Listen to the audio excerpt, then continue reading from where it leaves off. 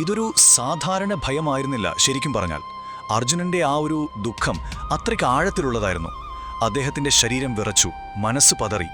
സ്വന്തം ആളുകളെ കൊല്ലുക എന്ന ആ ചിന്ത തന്നെ അദ്ദേഹത്തെ പൂർണ്ണമായും തളർത്തിക്കളഞ്ഞു. അപ്പോ നമ്മളിനി വിശദമായി സംസാരിക്കാൻ പോകുന്ന ആ നിർണായക ശ്ലോകമുണ്ടല്ലോ, അത് അർജുനന്റെ വാദങ്ങളുടെ ഒരു തുടക്കമൊന്നുമല്ല. നേരെ മറിച്ച് അദ്ദേഹം അതുവരെ നിരത്തിയ ശക്തമായ വാദങ്ങളുടെയെല്ലാം ഒരു ക്ലൈമാക്സ് ആണ്. യുദ്ധം ചെയ്യരുത് എന്ന് പറയാൻ അദ്ദേഹത്തിന്റെ കയ്യിലുള്ള അവസാനത്തെ ഏറ്റവും ശക്തമായ വാക്ക്. അർജുനൻ വെറുതെ വിഷമം പറയുകയല്ലായിരുന്നു.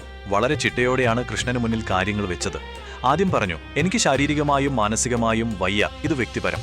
പിന്നെ പറഞ്ഞു, കുടുംബത്തെ കൊല്ലുന്നത് മഹാപാപമാണ്, അത് ധാർമ്മികമായ പ്രശ്നം. ഈ യുദ്ധം നടന്നാൽ സമൂഹം മൊത്തത്തിൽ നശിക്കും, അത് സാമൂഹികം.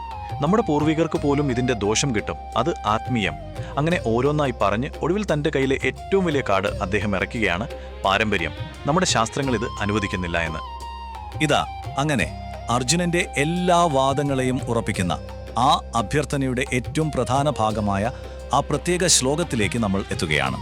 ഇതാണ് ആ ശ്ലോകം, ഗീതയിലെ 1-ാം അധ്യായത്തിലെ 44-ാം ശ്ലോകം. ഈ വാക്കുകളുടെ ഒരു ഭാരം നമുക്കൊന്ന് ഉൾക്കൊള്ളാം. ഇതിലെ ഓരോ വാക്കും അർജുനൻ എത്ര ശ്രദ്ധയോടെയും തന്ത്രപരവുമായാണ് തിരഞ്ഞെടുത്തതെന്ന് നമുക്ക് നോക്കാം. ഈ ശ്ലോകത്തിലെ ആദ്യത്തെ കീവേഡ് എന്ന് പറയുന്നത് അനുശുശ്രുമ ആണ്. അതിൻ്റെ അർത്ഥം ശ്രദ്ധിക്കണം. ഞാൻ കേട്ടിട്ടുണ്ട് എന്നല്ല, നമ്മൾ ആവർത്തിച്ച് കേട്ടിട്ടുണ്ട് എന്നാണ്. അതായത് അർജുനൻ പറയുകയാണ്, കൃഷ്ണ, ഇതെൻ്റെ ഒരു പുതിയ കണ്ടുപിടുത്തമോ അഭിപ്രായമോ അല്ല, ഇത് തലമുറകളായി നമ്മൾ രണ്ടുപേരും കേട്ടു വളർന്ന ഒരു സത്യമാണ്. അടുത്ത പോയിന്റ്, എന്താണ് ഈ പറയുന്ന കുറ്റം? ഉത്സന്ന കുലധർമ്മാണാം. സിമ്പിളായി പറഞ്ഞാൽ കുലത്തിൻ്റെ ധർമ്മങ്ങളെയും പാരമ്പര്യങ്ങളെയും നശിപ്പിക്കുക എന്നത്. ഇത് വെറുമൊരു തെറ്റല്ല, ഒരു സമൂഹത്തിൻ്റെ അടിത്തറ തന്നെ ഇളക്കുന്ന ഒരു മഹാപാതകമായിട്ടാണ് അർജുനൻ ഇതിനെ കാണുന്നത്.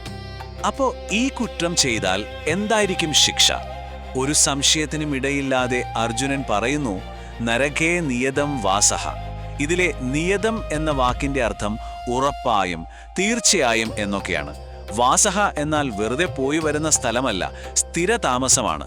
അതായത് ഒരു പക്ഷേ രക്ഷപ്പെടാം എന്നൊരു ഓപ്ഷനേ ഇല്ല. ശിക്ഷ ഉറപ്പാണ്, അത് നരകത്തിൽ സ്ഥിരമായി ജീവിക്കുക എന്നതാണ്. അപ്പോ അർജുനന്റെ ഈ വാക്കുകൾക്ക് പിന്നിലുള്ള ആ ഒരു ബ്രില്യൻസ്, ആ ഒരു തന്ത്രം എന്താണെന്ന് നമുക്ക് കുറച്ചുകൂടി ആഴത്തിൽ നോക്കാം.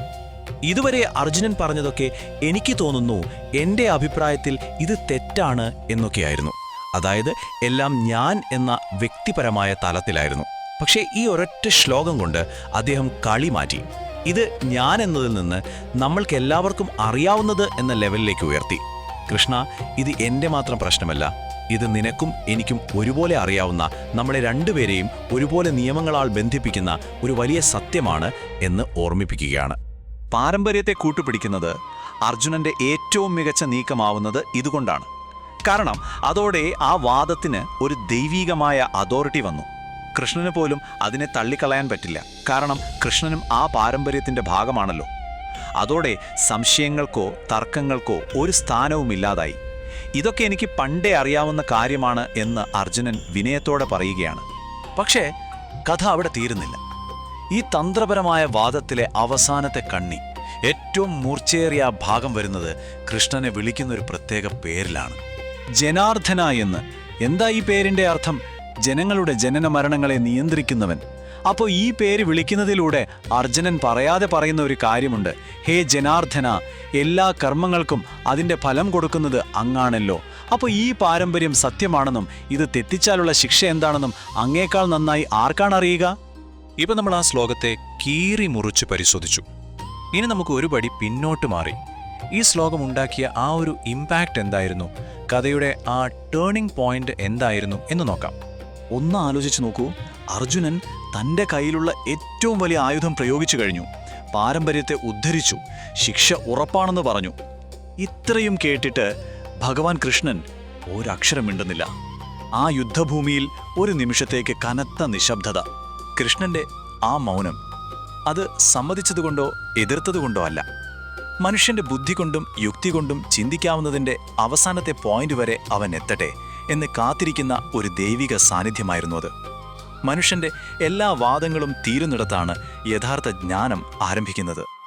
അപ്പോൾ ചുരുക്കി പറഞ്ഞാൽ ഈ ഒരൊറ്റ ശ്ലോകം നമ്മൾ എന്തൊക്കെയാ പഠിപ്പിക്കുന്നത്?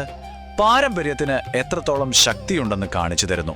നമ്മൾ ചെയ്യുന്ന ഓരോ കാര്യത്തിനും ഈ ജീവിതത്തിലും അതിനപ്പുറത്തും ഫലങ്ങളുണ്ടെന്ന് ഓർമ്മിപ്പിക്കുന്നു. പിന്നെ നമ്മുടെ ഉത്തരവാദിത്തം അത് വ്യക്തിപരം മാത്രമല്ല സാമൂഹികം കൂടിയാണെന്ന് നമ്മളെ പഠിപ്പിക്കുന്നു. അപ്പോൾ ഈ വിശകലനത്തിന്റെ അവസാനം ആയിരക്കണക്കിന് വർഷം പഴക്കമുള്ള ആ ഗ്രന്ഥം ചോദിക്കുന്ന അതേ ചോദ്യം എനിക്ക് നിങ്ങളോടും ചോദിക്കാനുണ്ട്. കാരണം കാലം എത്ര കഴിഞ്ഞാലും ഈ ശ്ലോകം നമ്മളോടും ചോദിച്ചുകൊണ്ടിരിക്കുകയാണ്. നിങ്ങൾക്ക് പകർന്നു കിട്ടിയിട്ടുള്ള അറിവെന്താണ്? നിങ്ങളുടെ ജീവിതത്തിൽ ഒരു തീരുമാനം എടുക്കാൻ പറ്റാതെ നിൽക്കുമ്പോൾ നിങ്ങൾ എന്തിനെയാണ്, ഏത് അധികാരത്തെയാണ് ആശ്രയിക്കുന്നത്? കാരണം ഒരു തരത്തിൽ പറഞ്ഞാൽ അർജുനന്റെ ആ യുദ്ധഭൂമി നമ്മുടെ എല്ലാം ജീവിതത്തിൽ എപ്പോഴെങ്കിലും വരാറുണ്ടല്ലേ? ഈ ഒരു ചോദ്യം നിങ്ങൾക്കായി വിട്ടുതന്നുകൊണ്ട് ഇന്നത്തെ ഈ ഒരു ചിന്ത നമുക്കിവിടെ നിർത്താം. വീഡിയോ ഇഷ്ടപ്പെട്ടെങ്കിൽ ചാനൽ സബ്സ്ക്രൈബ് ചെയ്യാൻ മറക്കല്ലേ.